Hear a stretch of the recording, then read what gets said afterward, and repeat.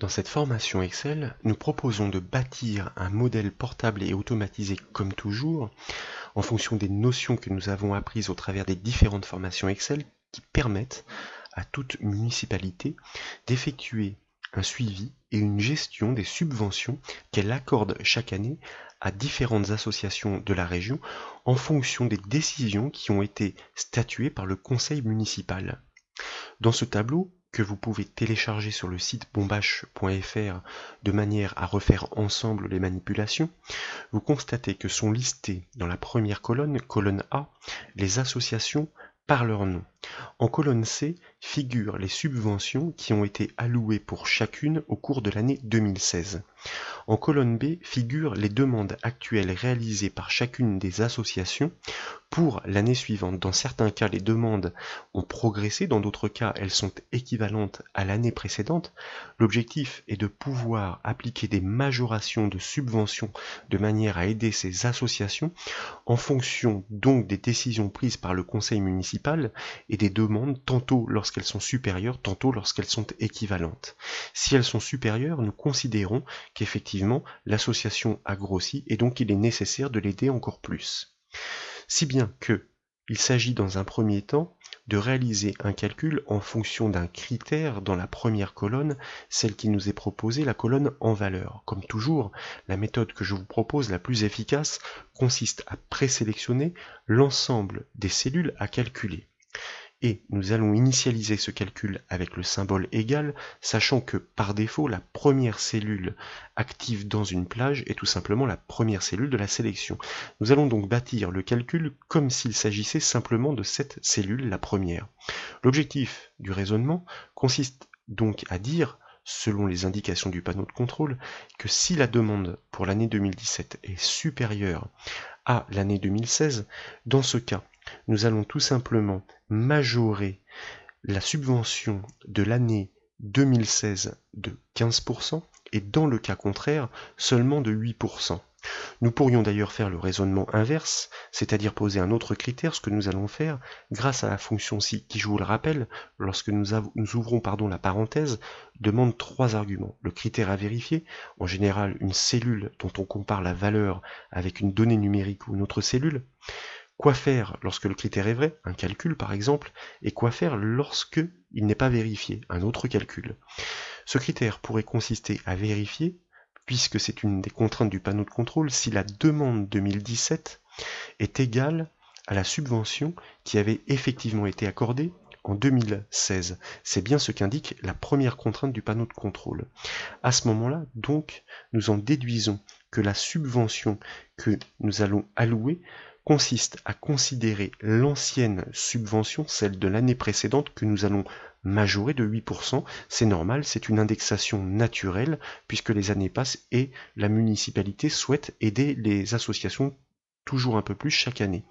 Multiplié donc par non pas 8%, mais par 108%, c'est-à-dire par entre parenthèses, pour factoriser le calcul, 1 plus la cellule des 8%. Pourquoi cette cellule? Tout simplement parce que à l'issue, l'administrateur n'aura plus qu'à changer les contraintes du panneau de contrôle pour que tous les calculs se mettent automatiquement à jour. Attention, il s'agit d'une cellule isolée, nous devons donc la figer dans le calcul à l'aide de la touche F4 du clavier, nous fermons la parenthèse de la factorisation, nous sommes toujours dans le alors de la fonction ci, nous avons donc figé cette cellule tout simplement parce que lorsque nous validerons ce calcul, il va se répliquer sur les lignes du dessous, et donc il va décaler, selon le même mouvement, toutes les références des cellules incluses dans ce calcul. B7 va devenir B8, puis B9, C7, C8, puis C9. En revanche, chacune de ces subventions 2016 devra toujours être multipliée par le même taux situé en F2 immuable, donc nous le figeons, pour que cette cellule ne se déplace pas. Dans le cas contraire sous-entend que le critère n'a pas été vérifié. Donc ici, cela signifie que si les deux subventions ne sont pas égale, la demande et l'ancienne, eh bien ça veut dire que la demande est supérieure à l'ancienne, auquel cas nous devons appliquer une majoration de 15%.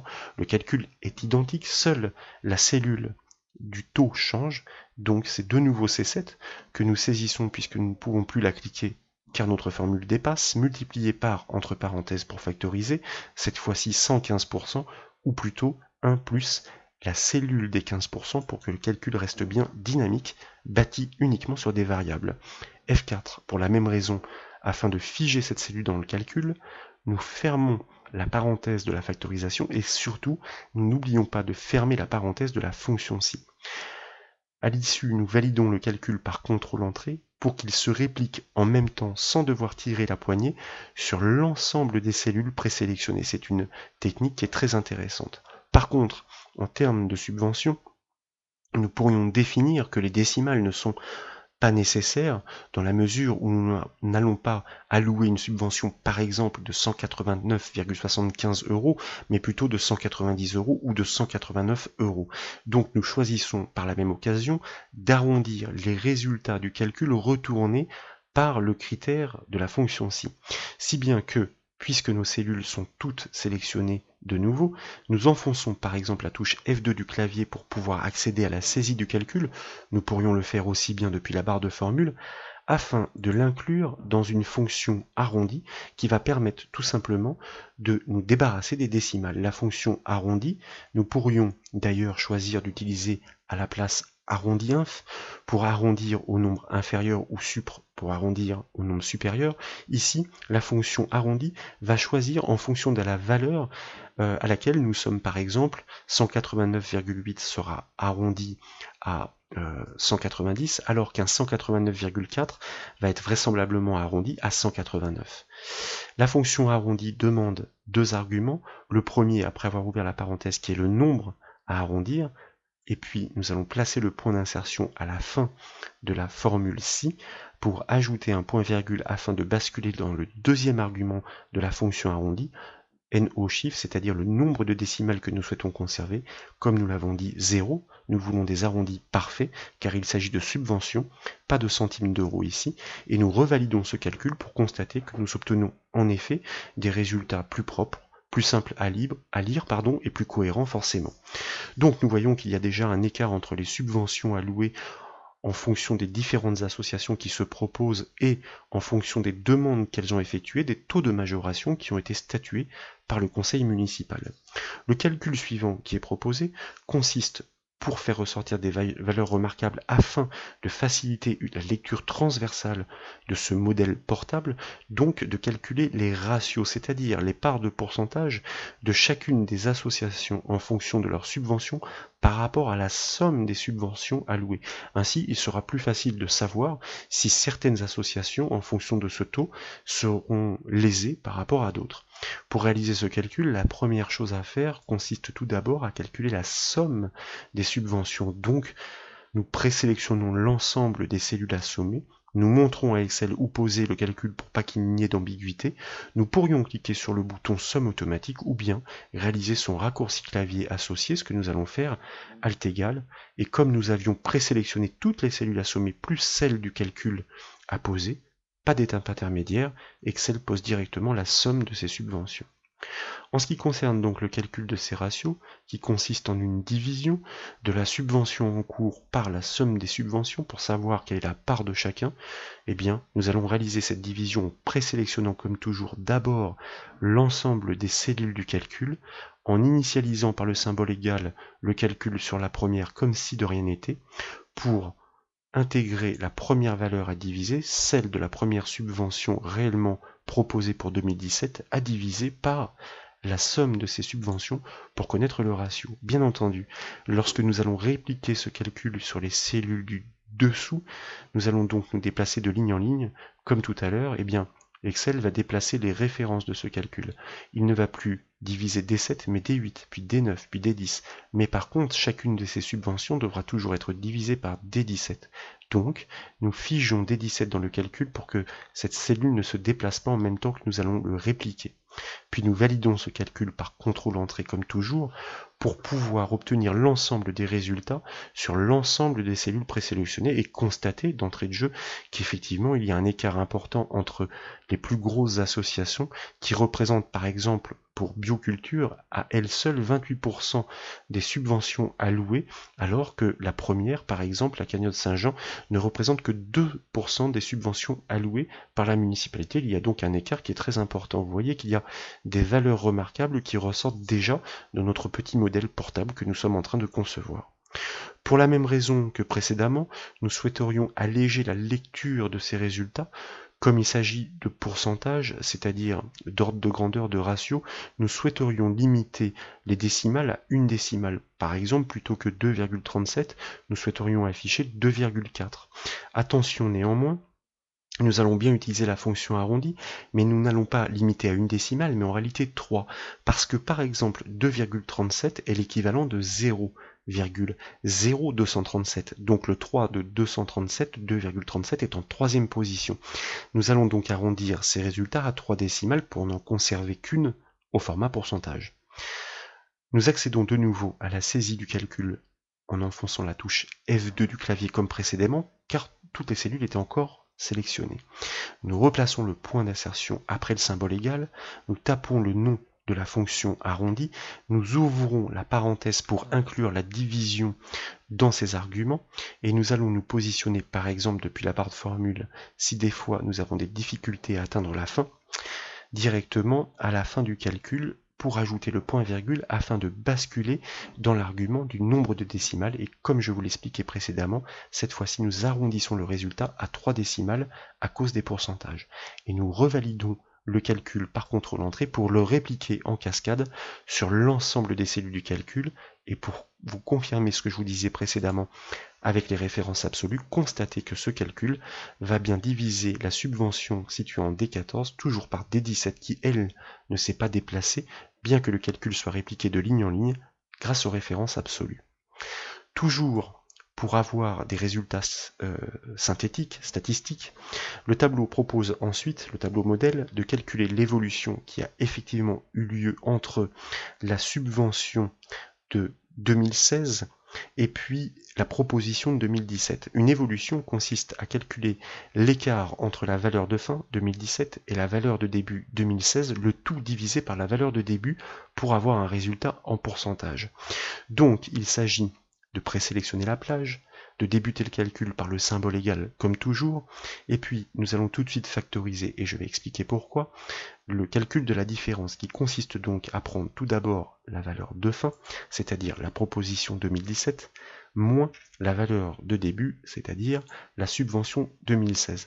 C'est le résultat de cette soustraction que nous devons diviser par la valeur de départ, c'est-à-dire la subvention 2016.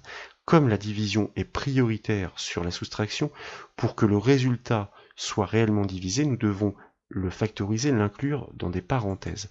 Dès lors, nous pouvons effectivement réaliser notre division avec le slash du pavé numérique et en cliquant effectivement la cellule de la subvention 2016 afin de pouvoir répliquer tous nos calculs d'évolution. Pas de référence absolue ici, puisque naturellement, à réplication, chacun des calculs sur chacune des lignes devra bien prendre en considération les propositions correspondantes de l'année 2017 et de l'année 2016.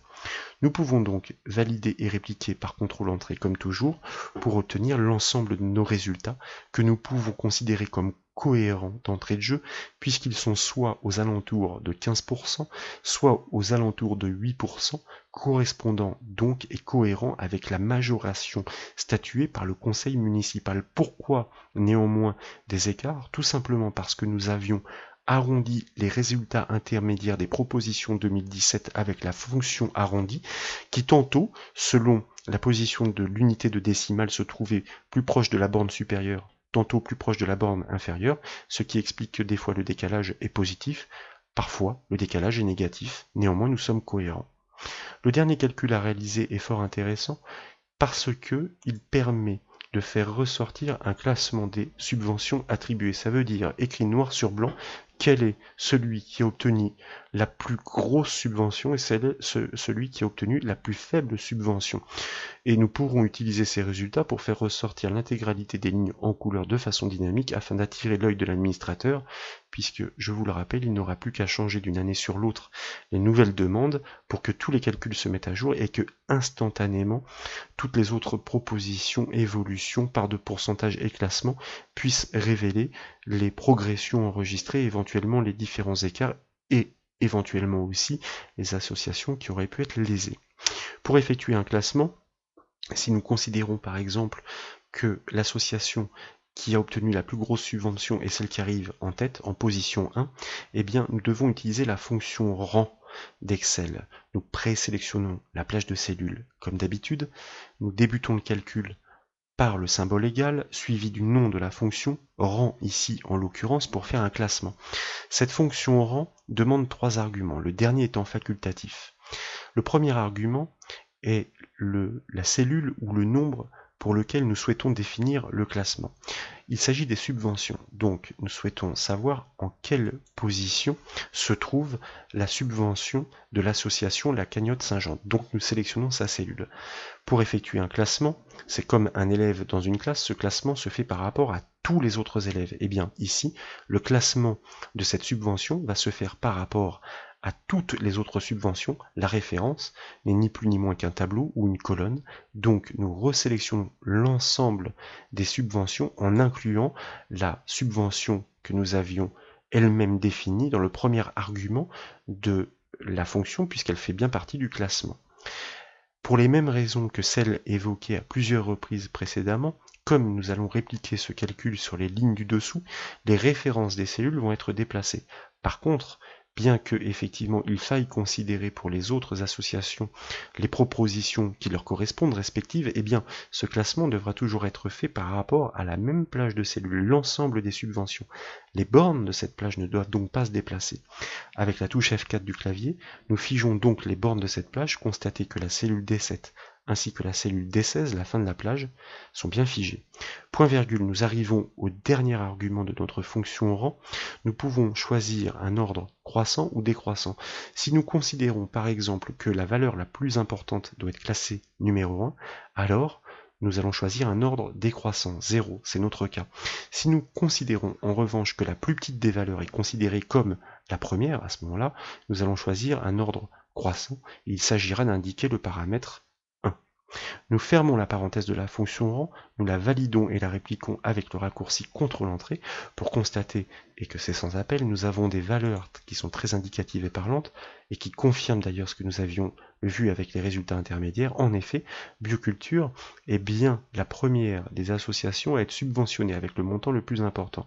Puis suit Rando Vacances et on voit qu'en dernière position, nous aurions pu penser qu'il s'agissait de la Cagnotte Saint-Jean à partir du moment où les valeurs numériques se multiplient, les données sont moins claires. Eh bien non, il s'agit de la dernière association, Amical Rugby, qui effectivement a un montant alloué ou une proposition plutôt qui n'est que de 115 €. Pour faciliter la lecture pour toute personne étrangère à ce classeur, afin que les interprétations et les conclusions soient rapides, nous allons lui associer un format dynamique qui va consister, par exemple, et pourquoi pas, à faire ressortir la ligne entière de la subvention la plus faible et la ligne entière de la subvention la plus importante. Pour ce faire, nous allons donc créer un format dynamique qui concerne l'ensemble des cellules calculées du tableau, donc nous les sélectionnons intégralement.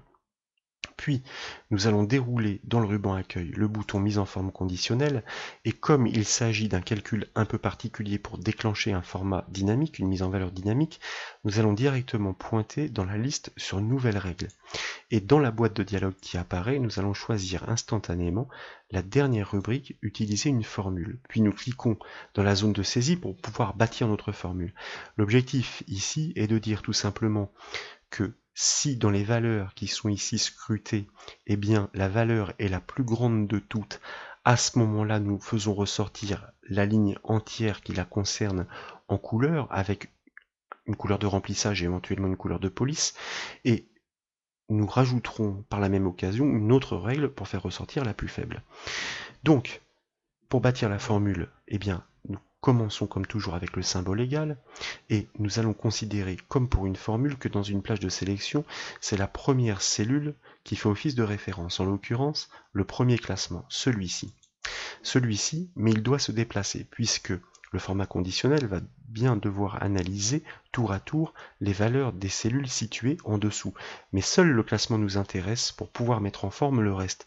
Ça veut dire que cette cellule ne doit pas se déplacer de colonne en colonne. Les autres cellules ne doivent pas être analysées. Donc, nous allons enfoncer la touche F4 du clavier de manière à ce que le dollar, deux fois la touche F4, se trouve seulement devant le G, l'indice de colonne, de manière à empêcher la cellule de se déplacer en colonne, et par contre qu'il disparaisse de l'indice de ligne de manière à ce que la cellule soit autorisée pour l'analyse de la formule à se déplacer de ligne en ligne. Le but du jeu est donc de savoir si cette valeur est la plus petite de toutes. Je vous rappelle que si c'est la plus petite, donc nous utilisons la fonction min qui renvoie la valeur la plus petite dans une plage. Si c'est la plus petite, ça veut dire que c'est la subvention la plus grande.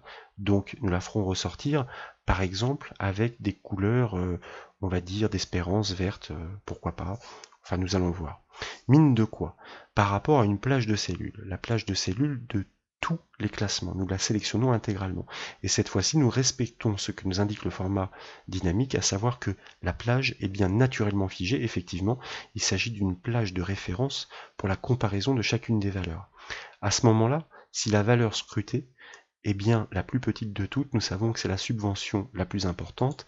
Nous allons la mettre en forme en fonction de ce constat. Par exemple, avec une couleur de fond, onglet remplissage vert pâle, et pourquoi pas une police grasse pour la faire ressortir, et dans une couleur différente qui pourrait être le violet. Et nous validons ce choix, et vous constatez qu'ici nous avons un petit résumé du format que nous avons programmé, et lorsque nous validons une deuxième fois la boîte de dialogue, vous remarquez en effet que notre format dynamique a bien fonctionné, puisque ici, c'est bien l'intégralité de la ligne qui concerne Bioculture qui est mis en forme. L'objectif serait de savoir s'il y a possibilité de faire en sorte que, en modifiant les valeurs, eh bien, certaines autres lignes pourraient ressortir à la place de celle-ci qui perdrait son format dynamique. C'est le but du jeu. Nous souhaitons ajouter un autre format dynamique qui fera ressortir de façon évidente, cette fois-ci, l'association qui bénéficie de la subvention la moins importante, ça veut dire pour laquelle le classement est tout simplement le plus grand de tous, dans l'ordre que nous avons défini. Il est possible de cumuler des règles de mise en forme conditionnelle sur une même plage de cellules. Pour ce faire, nous resélectionnons l'intégralité des cellules, nous retournons dans la mise en forme conditionnelle, et nous allons tout simplement ajouter une nouvelle règle qui va se cumuler à la précédente, et comme précédemment, en utilisant une formule, que nous devons bâtir en cliquant dans la zone qui est prévue à cet effet. Nous débutons avec le symbole égal, et pour les mêmes raisons que tout à l'heure, nous sélectionnons la première cellule pour le premier rang, que nous allons seulement figer en colonne, toujours pour les mêmes raisons, mais cette fois-ci nous devons savoir s'il s'agit non pas du min, mais du max, c'est-à-dire de la plus grande des valeurs sur cette plage de cellules. Les bornes de cette plage sont bien figées. Si c'est la plus grande des valeurs, ça veut dire que c'est la plus petite des subventions. Donc, nous allons associer un format en conséquence, en commençant, pourquoi pas, par l'onglet remplissage. Nous pourrions par exemple attribuer une couleur de fond jaune qui permet aussi de faire ressortir ces valeurs remarquables avec une police grasse et pourquoi pas avec une couleur comme celle-ci rouge rubis qui va rappeler les titres de ce tableau. Lorsque nous validons une première fois puis une deuxième fois, nous constatons en effet de façon instantanée et dynamique que nos résultats sont mis en valeur, si bien que n'importe quelle personne intéressée par le sujet pourra, sans connaître le tableau, sa structure, et bien tirer les interprétations nécessaires très rapidement. Voilà, j'espère que cette vidéo vous a plu. Si c'est le cas, je compte sur vous pour mettre un petit j'aime, ce serait très sympa. Et comme vous le savez, vous pouvez retrouver toutes les autres formations sur le site bombache.fr. Je vous remercie.